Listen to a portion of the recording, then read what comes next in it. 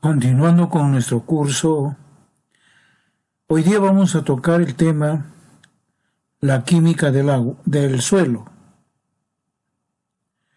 La química del suelo. Bien, vamos a referirnos ahora entonces a este recurso natural que lo llamamos suelo.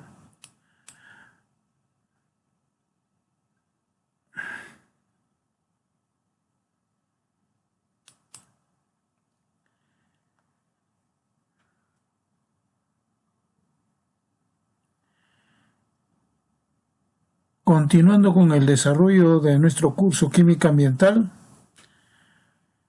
en esta parte vamos a tocar la química del suelo. Este es un recurso natural que también debemos conservar. De ahí su importancia de considerarlo dentro del curso. Vamos a empezar el tema viendo las capas de la Tierra, cómo está constituida la Tierra. La capa superficial de la Tierra, estamos viendo acá, se le llama corteza. La que le sigue, o sea, la etapa intermedia, es el manto. Y la capa más profunda se llama núcleo. O sea, son 3 capas que identifican a la Tierra. Bien. La corteza terrestre, que es la capa superficial, como dijimos, se le denomina también sial. Aquí vemos el nombre, sial, por su composición química. O sea, predomina la existencia, o sea, la presencia de silicio y aluminio. Estos dos elementos son los que abundan en esta capa superficial llamada corteza. Mientras que en el manto tenemos 2 elementos también que predominan, el silicio y el magnesio. En el núcleo también se llama nife por la composición que contiene, ¿no? Contiene níquel y hierro. Es la característica del núcleo. Bien. ¿Cuál es la composición un poco más profunda de cada capa terrestre? Vamos a ver. En la corteza terrestre o litósfera también, que hemos dominado ya como sial, predomina el silicio y el aluminio preferentemente. Pero también existe oxígeno y hierro. 87% de su volumen total es esta composición química. Le siguen en importancia el calcio, el magnesio, el sodio y el potasio. Y en menor importancia por su contenido, tenemos el titanio, el fósforo, el manganeso, el azufre, el cloro y el carbono. Es la composición de esta corteza. En la segunda capa, en la capa media, que se denomina manto o cima, predomina el silicio y el magnesio. Ya lo hemos mencionado también. Ahora, en el suelo tenemos lo que se llaman las rocas ígneas. Se pueden clasificar estas rocas de acuerdo al contenido de silicio.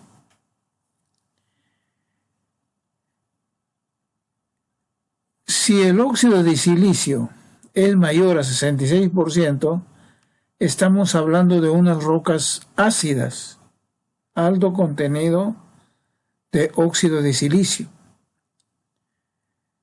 Pero si este contenido está entre 45 y 52%, son rocas básicas, bajo contenido de silicio. Entonces se identifica dos tipos de rocas, ¿no es cierto?, de acuerdo al contenido de silicio. Se consideran 5 componentes principales del suelo. O sea, ¿cuáles son los componentes que constituyen el suelo? En otras palabras, tenemos en primer lugar las partículas minerales inorgánicas. Estas son inorgánicas. Tenemos los residuos orgánicos, eso contiene el suelo. También hay agua en forma de humedad y también en forma líquida. ¿Ya? Cuando hablamos de humedad es en forma de vapor de agua. Contiene también el suelo una serie de gases que vamos a ver. Y tenemos sistemas biológicos. Aquí hay poblaciones biológicas en el suelo, que también se debe considerar como componente de este suelo. Aquí en este cuadro podemos ver, miren, las capas en forma un poco más detallada, la profundidad de cada capa, ¿no?, en kilómetros, ¿ya?, desde la parte alta hasta la baja, o sea, hasta la base, como dice acá, su composición química principal, miren de qué manera mineral está formado esa capa, qué estado físico está formado la capa y su densidad promedio de cada capa. Bien, vamos con la capa superior, la corteza superior. Tiene una profundidad hasta de 17 kilómetros. Miren, hasta la parte baja, 17 kilómetros. Su componente principal es el granito. Estado sólido, su densidad 2,7. La corteza inferior es la que le sigue, miren, tiene una profundidad de 30 a 60 kilómetros. Y la composición química también lo tenemos acá, es el basalto y las gravas, su estado físico, sólido, y su densidad. Luego tenemos el manto superior, acá están sus datos, cuál es el componente principal mineralizado, ya, en qué estado físico y su densidad. Viene el manto inferior, más profundo, miren la profundidad en kilómetros, 2900, el núcleo externo y tenemos el núcleo interno. Aquí vamos a ver una característica. Miren, en el estado físico encontramos de que todos son sólidos en esta parte y aquí nos encontramos que el núcleo externo está en forma líquida. Sin embargo, el núcleo interno, o sea, lo demás al centro, está en estado sólido. Es una característica del núcleo. El centro de la Tierra, entonces, el real centro, que es el núcleo interno, está en estado sólido. Vamos a ver cómo definimos el suelo. El suelo es un conglomerado de partículas minerales, materia orgánica y aire. ¿Ok? ¿Dónde está ubicado el suelo? Corteza terrestre. En la parte superior, en la parte superficial está lo que llamamos el suelo. ¿ok? Es el hábitat de muchos organismos vivos, plantas, animales y microorganismos. Incluso nosotros mismos somos habitantes de esta capa del suelo, perdón, de este suelo que se encuentra en la parte superior. Aquí decimos que es un recurso natural sensible a la contaminación antropogénica. ¿Por qué? Porque como nosotros estamos en esta capa, es fácil que el ser humano contamine, y eso se está produciendo. Se contamina el suelo constantemente. Cualquier cosa echamos al suelo y el suelo se va contaminando poco a poco. El resultado, tenemos ahora que hay suelos que ya no producen, que ya no tienen esa particularidad agrícola de producir, y pues se hallan muy contaminados, ¿no? ¿Ya? ¿Cómo se forma el suelo? ¿Cómo se va formando? Esto a través de los años se va formando, incluso en la actualidad se sigue formando el suelo. La formación del suelo es consecuencia de la pulverización de las rocas madres, puro rocas, en pequeñas partículas, o sea, se pulveriza las rocas en pequeñas partículas por acción de los vientos, por la humedad y la acción de microorganismos a través de millones de años. Ese es el suelo formado. Pero como les digo, en la actualidad se sigue formando el suelo. Sigue habiendo vientos, sigue habiendo humedad, ¿ya? Sigue existiendo microorganismos y sigue pasando el tiempo.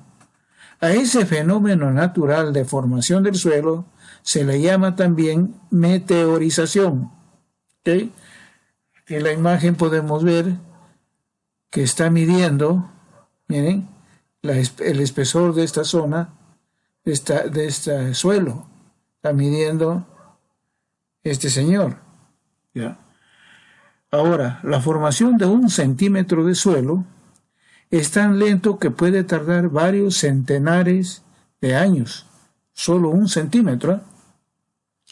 Imagínense, tenemos la vida de todo el planeta, de manera de que tenemos un suelo ya pues de gran espesor, ¿no? Ha pasado millones y millones de años. ¿Cómo se va formando el suelo? Aquí tenemos las rocas madres, ¿ve? Estas rocas madres, dice, el lecho rocoso empieza a desintegrarse por acción de la lluvia, por la acción de los factores, la humedad, ¿no es cierto?, y también los microorganismos presentes acá. Esta roca madre se va fraccionando, ¿ya? Y la presencia de materia orgánica también va ayudando a que se fraccione mucho más. Por acá va quedando la roca madre, va quedando más profunda. Entonces aquí se está formando el suelo, empieza a formarse. Pasa el tiempo y aparece ya un horizonte, pues una zona donde todavía hay roca, pero roca, ¿cómo vamos a llamarle? Una roca quebrada, una roca ya fraccionada, una roca partida. Ese es el horizonte C. Y ya aparece en la vegetación, de tal manera que toda esta zona del suelo, ¿no?, la más productiva, es el horizonte A. Y así, entonces aparece con el tiempo, continúa produciendo, continúa fraccionándose la roca madre y aparece un horizonte, el horizonte B, que suele llegar a esta zona la mayoría de las raíces de la vegetación, ¿ya? Entonces aquí está explicado cómo se va formando, así como lo hemos dicho, cómo se va formando a través de los años el suelo. Aquí tenemos ya el suelo con su estructura. Miren cómo vemos aquí la presencia de un árbol que ha sido cortado, sus raíces, miren la profundidad a la que llegan.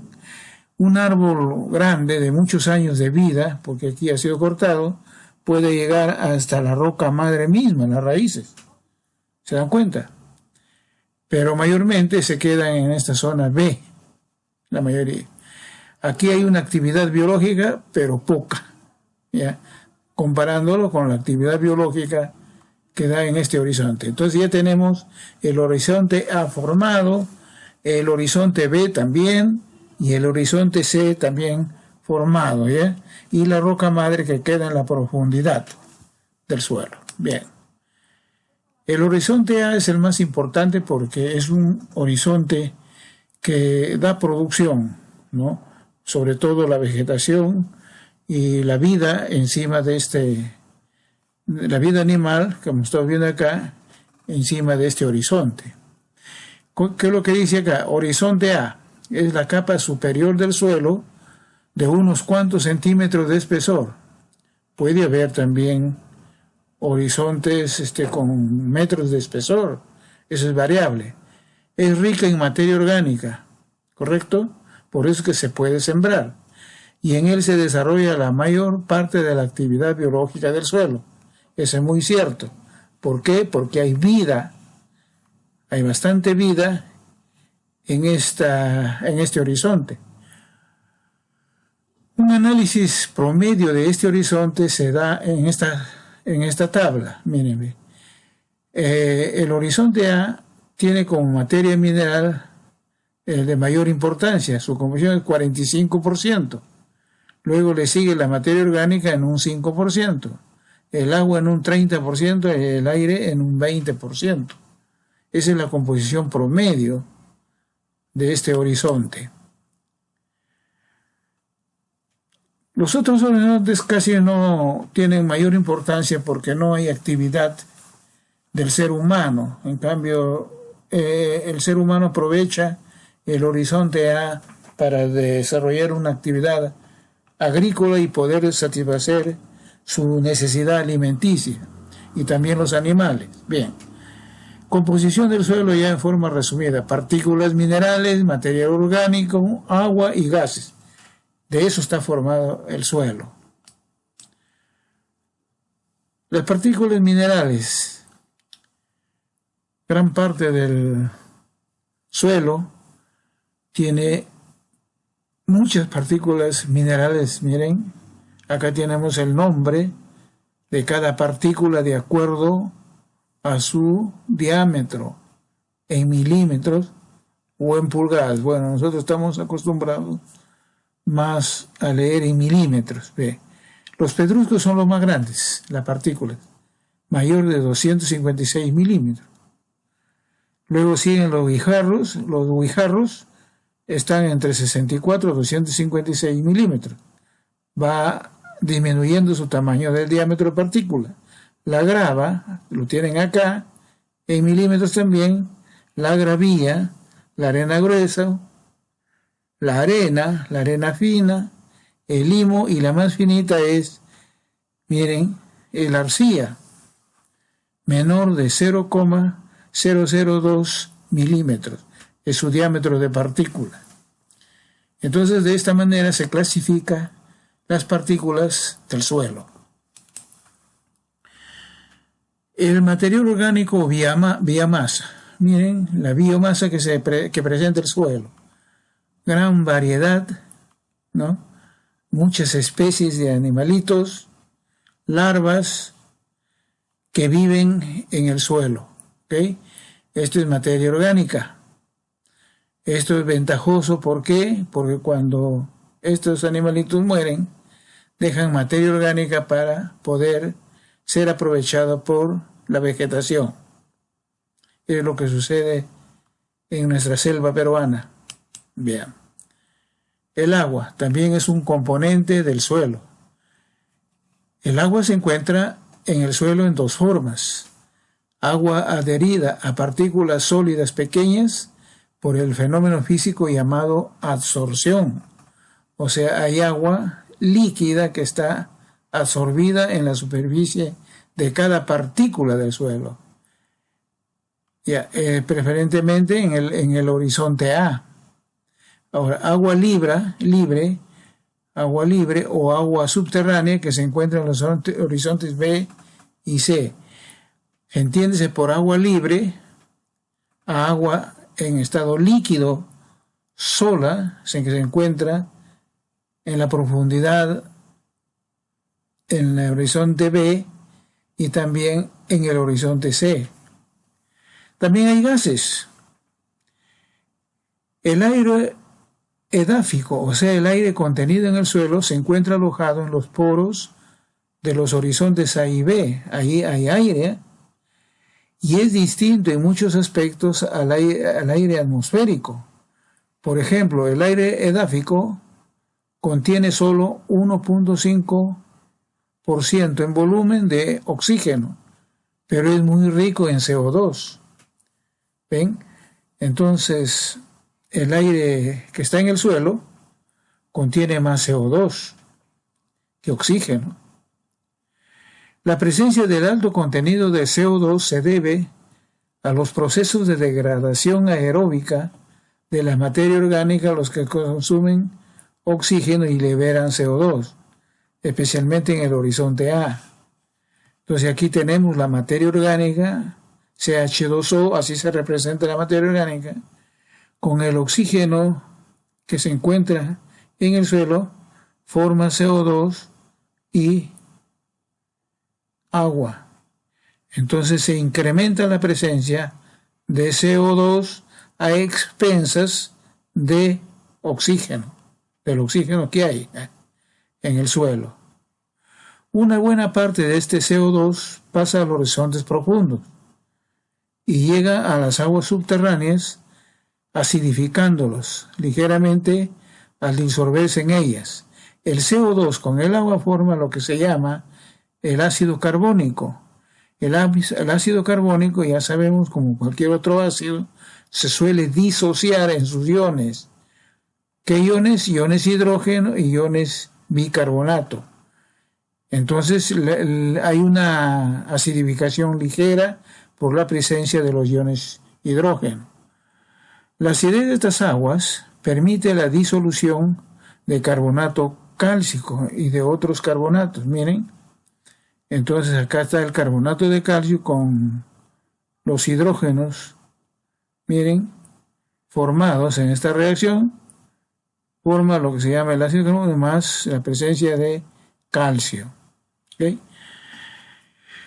En los horizontes profundos, o sea, en la profundidad del suelo, ¿no? Hay ausencia de aire. O sea, al haber ahí ausencia de aire, hay una gran probabilidad de que se produzcan reacciones químicas de reducción. ¿Okay?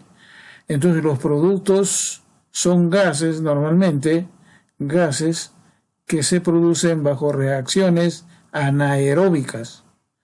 Es por eso dice que los pocos procesos químicos que se desarrollan son anaeróbicos, ¿ve? Ausencia de oxígeno. Los gases que se generan en estos procesos son de carácter reductores, como le estoy diciendo. Por ejemplo, tenemos el metano, el óxido de nitrógeno, el hidrógeno y el sulfuro de hidrógeno, y a otros gases también. Estos gases se encuentran en pequeñísimas cantidades en el aire edáfico, pero se forman ahí estos gases, en el suelo. Hay una degradación por lavado del suelo, miren. ¿Qué se entiende esto de degradación por el lavado del suelo? Sucede que cuando se producen las lluvias, miren, encuentran acá sales, vamos a decir que son sales nutrientes para que se desarrolle una vegetación, sales nutrientes. Entonces las lluvias, si hay porosidad de este suelo, si hay porosidad, mayormente sí hay, aunque algunos suelos tienen poca porosidad, pero de todas maneras hay porosidad. Entonces, por arrastre, el agua que cae, por arrastre lo lleva hacia las capas profundas. ¿Entiende? Entonces, ¿qué pasa? Tiende a perder nutrientes las capas superiores del suelo. Como consecuencia de ello, hay que abonar, hay que echar nutrientes siempre. Eso es por arrastre. ¿Qué está sucediendo? Un lavado del suelo. O sea, la lluvia lava el suelo. Hay en zonas áridas, en zonas donde no hay cultivos, es al revés la cosa. ¿Cómo así? Por evaporación, vamos por acá, por evaporación de la humedad del suelo que va a la atmósfera, el arrastre es hacia arriba, ¿no? Entonces la napa freática tiende a subir. ¿Y qué pasa acá? Hay una cristalización de sales en la superficie del suelo. Al haber una superficie de sales, estas sales a veces son corrosivas. Y si hay una pequeña casa por ahí, una casita que ha sido construida, ¿no es cierto?, comienza a atacar las bases de esa casa, estas sales, por ser corrosivas. Entonces, eso es un lavado, pero un lavado inverso, vamos a llamarlo, porque es de abajo hacia arriba. Eso es lo que refiere esta parte que se está estudiando, la lixiviación. También hay una degradación del suelo por sustitución agrícola, miren. ¿Cómo así? ¿Cómo se entiende? Aquí está el cuadro. Veamos bien, aquí hay una zona a la izquierda donde hay árboles, donde hay vegetación, árboles en abundancia, vamos a llamarlo. Es un bosque, ¿ok? ¿Qué pasa cuando hay un bosque? Se conserva la humedad del suelo. Los árboles conservan la humedad del suelo. Entonces la humedad, miren, va a capas más profundas. Es más profunda la humedad. Este suelo es profundo. Pero ¿qué pasa cuando el ser humano saca los bosques, depreda los bosques, ¿no?, tala los bosques y emplea los famosos monocultivos? En los famosos monocultivos son pequeñas plantas, ya el cultivo que se hace. Se va perdiendo la humedad del suelo. Cada vez, miren, se va a la superficie. Miren, acá tenemos un estado grave, es esta zona, miren, donde se ha perdido ya la capacidad de cultivo, incluso. Crecen por ahí algunos arbustos, pero acá, pues, probablemente había grandes vegetaciones, grandes árboles, pero por los monocultivos prácticamente este terreno se ha perdido. Eso es lo que se refiere a degradación por sustitución agrícola. Tipos de suelo según su color. Muchas veces uno, cuando viaja o cuando visita algún lugar como la selva, por ejemplo, ve una coloración de los suelos, un color rojizo, un color blanco, puede ser un color verde, negro, ya. Entonces hay suelos de color negro, en forma general, ¿eh? Hay suelos de color blanco, suelos de color pardo rojizo y suelos de color gris verde. Esto hay que saberlo identificar a grosso modo también, muchachos, porque no olvidemos de que el mejor indicador es un análisis químico para determinar cuál es el contenido de elementos que tiene el terreno, ¿no?, o el suelo. Entonces, esto es a grosso modo nada más. Vamos a ver, es necesario que el ingeniero ambiental también, a simple vista, pueda identificar al menos qué tipo de suelo es de acuerdo a la coloración, ¿ok? Bien. Si los suelos son negros, lo más probable, si los suelos tienen, miren, partículas negras, lo más probable es que haya materia orgánica. Y si es así, esto buscan justamente los agricultores para poder hacer sembríos, ¿no?, cuando hay materia orgánica suficiente. Eso ya lo sabemos. Todo el mundo lo sabe eso. La materia. ¿Quieren sembrar una plantita? Hay que traer una tierra negra, dicen. por la materia orgánica que contiene ese suelo. Bien. Si el suelo es de color blanco, miren, lo blanco se puede apreciar, miren, de esta manera, como están viendo en estas tres figuras. Ya. Lo más probable es que sean carbonatos. Puede haber otro, no, eso ya pues es cuestión de analizarlos, ¿no? Pero la gran probabilidad es que sean carbonatos. O también arenas que han sido filtrados, bastante filtración hacia abajo, de manera que han quedado arenas. ¿Qué cosa ha llevado? Nutrientes, ha llevado materia orgánica, ha llevado una serie de elementos a la profundidad del suelo, de manera que han quedado arenas que muchas de ellas son blancas. Podría ser ese, pero preferentemente son carbonatos cuando el suelo es blanco. Cuando el suelo es de color pardo rojizo, lo más probable es que sea un suelo con alto contenido en hierro más 3, o sea, que contiene ion férrico, ¿no es cierto? Ion férrico, hierro más 3. Acá está. Acá está la formulita. Y el símbolo del hierro más 3. Bien, ese es cuando es color pardo rojo.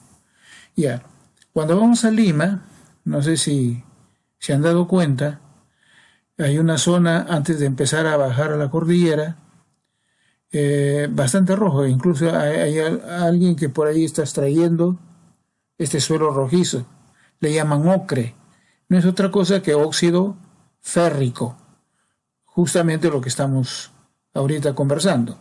Bien, si el suelo tiene un color gris verdoso, ¿qué podría ser? Hierro en su forma reducida, o sea, hierro más 2, o sea, ferroso, ion ferroso. Eso sería la presencia de esta coloración en el suelo. ¿Sí? Hay muy pocos suelos que tenga este hierro más 2. ¿Por qué? Porque el hierro más 2 tiende a oxidarse a hierro más 3. Entonces, de todas maneras se encuentran en algunos casos, ¿no? En algunos lugares, hierro más 2.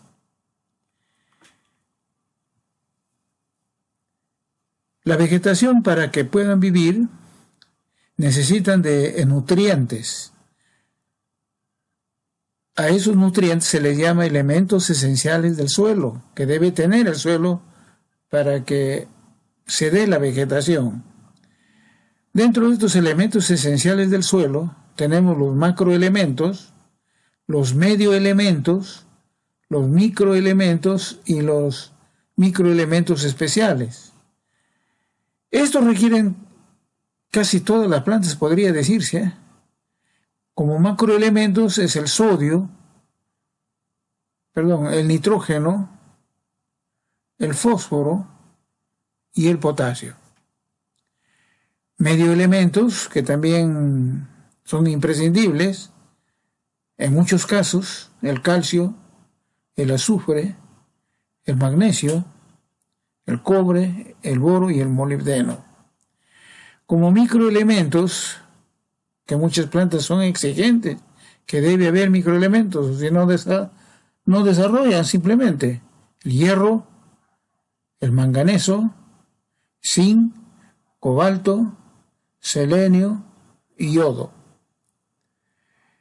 Y hay plantas que son mucho más exigentes y necesitan microelementos especiales. O sea, debe haber sodio, cloro o silicio. Estos son los elementos esenciales del suelo.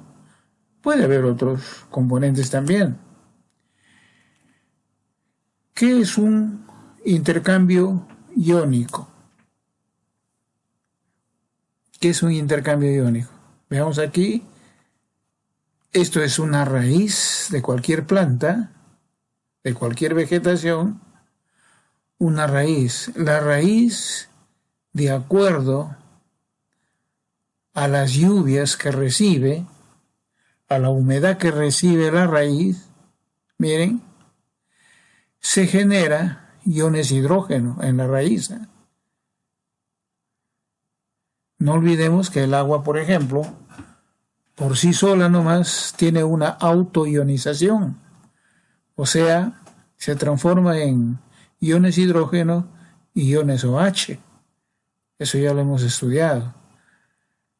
Entonces, ¿qué pasa cuando la raíz está presente y está activa la plantita? Está viva, mejor dicho. El suelo, miren, acá está una partícula de suelo, contiene iones potasio. Este es un nutriente. Iones potasio. Puede ser cualquier otro nutriente, pero son potasios, ya, en este ejemplo. Hay un intercambio iónico. Significa que deja en libertad el potasio y en su lugar lo recibe al hidrógeno. Aquí está la misma partícula, pero ya dejó en libertad el potasio, ¿ve? Y el hidrógeno ha sido retenido por la partícula. Este potasio va a la planta. La raíz lo absorbe a la planta, porque es un nutriente, pues. Es su alimento de la planta. ¿Se dan cuenta?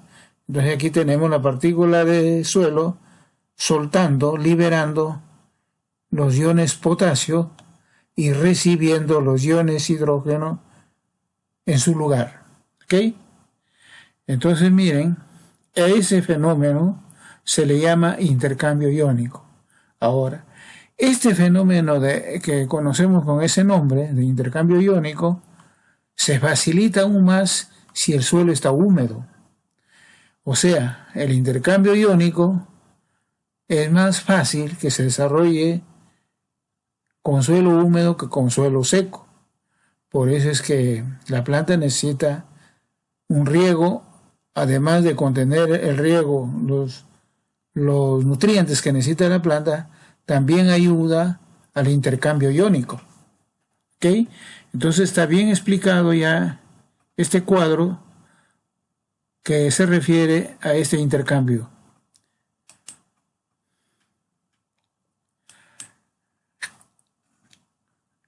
Dice, los suelos se acidifican por intercambio iónico. Claro, se acidifican, dice, los suelos. El suelo, miren, ha recibido, ¿qué cosa? La partícula del suelo ha recibido hidrógeno.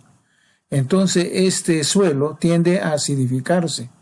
Es por eso que, de todas maneras, se debe hacer un análisis de suelos para ver cómo anda la acidez de ese suelo. Después de una cosecha y para sembrar la siguiente etapa, periodo de siembras, se debe saber cómo anda esta acidez. Hay que llevar al laboratorio. O simplemente con un pequeño pHímetro, hay incluso pHímetros de bolsillo, se analiza cómo está esa acidez. Hay una capacidad de absorción del suelo sobre los iones. El suelo es mucho más sensible para captar aluminio, luego para captar calcio, para captar magnesio, así hay una secuencia. Al último es el sodio. O sea, más fácil puede captar aluminio que sodio. ¿Ok? Eso es lo que se llama la secuencia. Bien.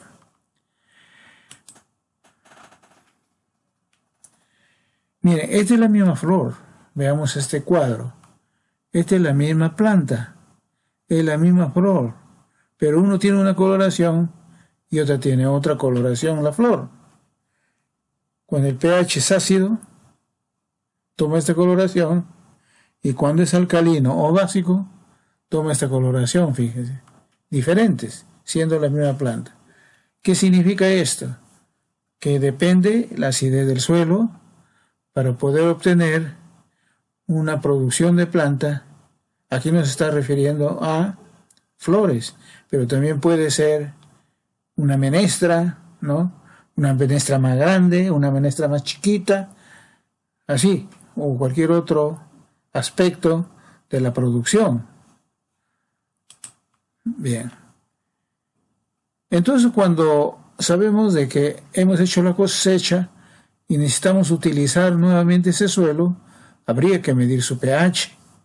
Aquí tenemos el pH del suelo, miren, el pH, o sea, la acidez de ese suelo. Acá una tabla, una clasificación, cómo está ese suelo. Por ejemplo, si el pH resulta que es 4,5 a 5,0, se trata de un suelo fuertemente ácido, está muy fuerte ácido. Hay que regularlo, ¿no?, con algún neutralizante para poder corregir la acidez y poder volver a utilizar ese suelo. Y así, estos son la clasificación ácida. Luego tenemos cuando está entre 6 y 7,3, el pH se trata de un suelo neutro. Y cuando ya está, miren, poco más levanta, ya se trata de suelos alcalinos. El pH en el suelo. Factores que determinan el pH. Son varios los factores que determinan el pH del suelo. Entre ellos está la naturaleza del material. Depende del material, depende de lo que tiene el suelo, depende de lo que hay en el suelo, qué tipo de minerales hay en el suelo. Eso depende de eso. También del factor biótico. Depende de la materia orgánica que contiene el suelo. ¿Ven? También le da una cierta acidez o le da una cierta alcalinidad. Y también depende de las lluvias, porque las lluvias tienden a cambiar los iones hidrógeno por iones calcio, potasio, magnesio, etcétera, en el suelo. Estos tres factores son importantes conocerlos para poder regular la acidez de ese suelo.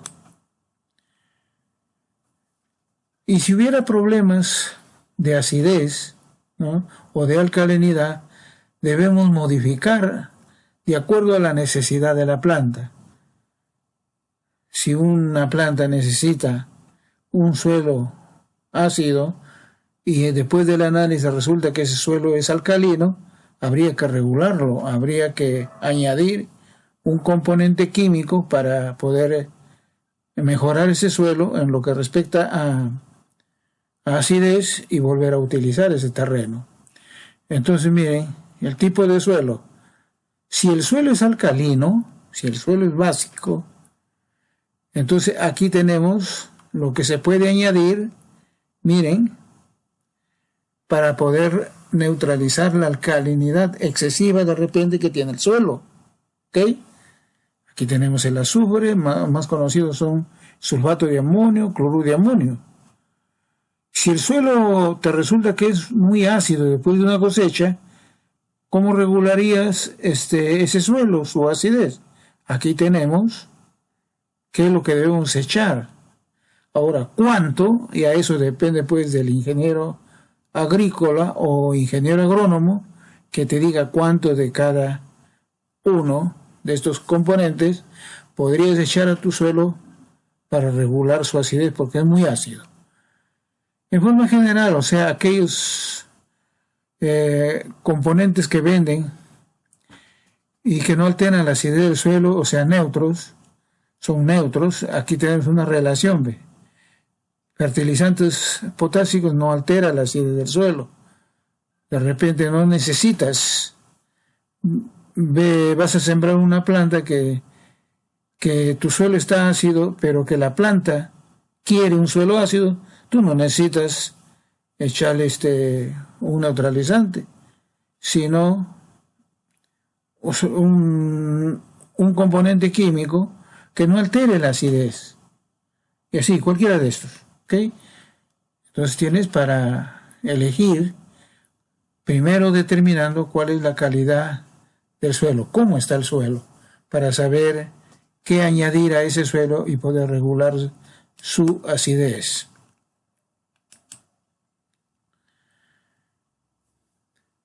Cuando el suelo es muy ácido, se suele emplear, miren, un proceso que se llama alcalizado. ¿Ve? ¿Qué es lo que está haciéndose acá? Se está echando cal.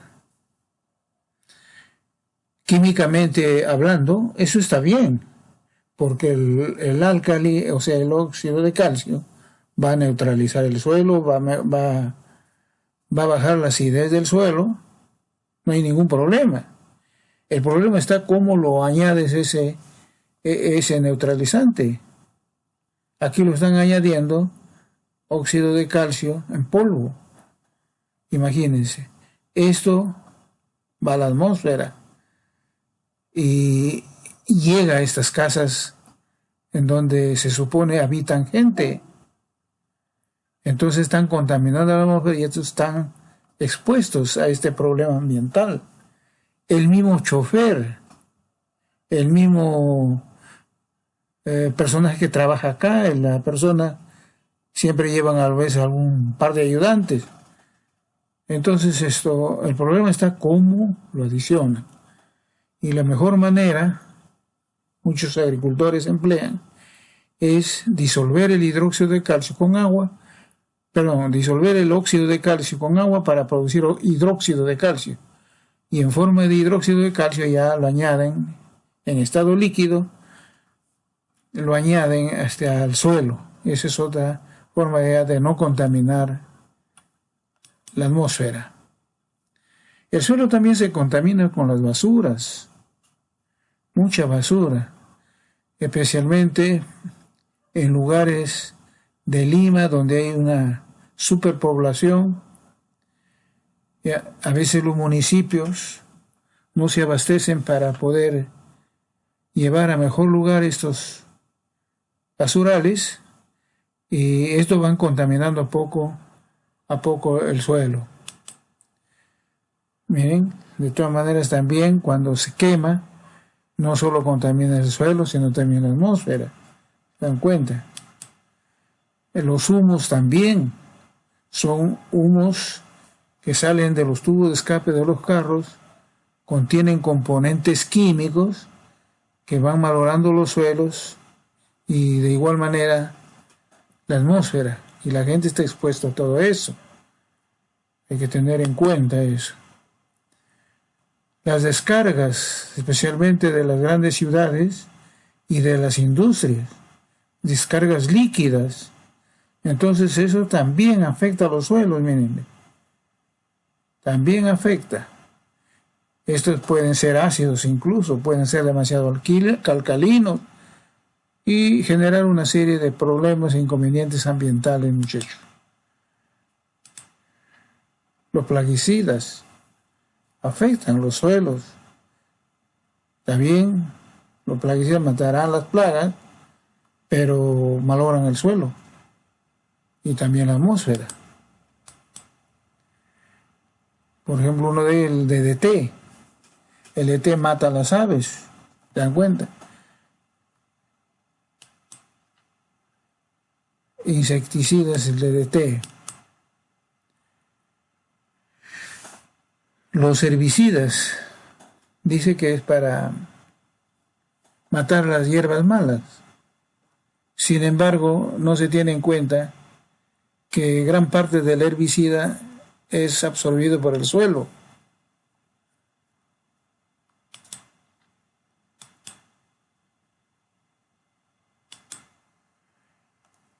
Esta es una fotografía, bueno, cuando la Oroya Doerran estaba en funcionamiento, cuando trabajaba la fábrica, ¿no?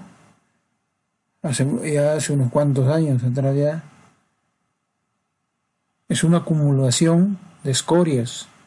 Se veía cuando se iba uno a Huancayo, después del desvío. Esto ya ha ido desapareciendo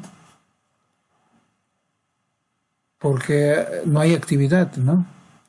A eso también era un contaminador del suelo. Bueno, de esta manera hemos concluido con la clase. Ya será hasta la próxima. Muchas gracias por su atención, jóvenes. Les deseo el mejor de los éxitos. Gracias nuevamente.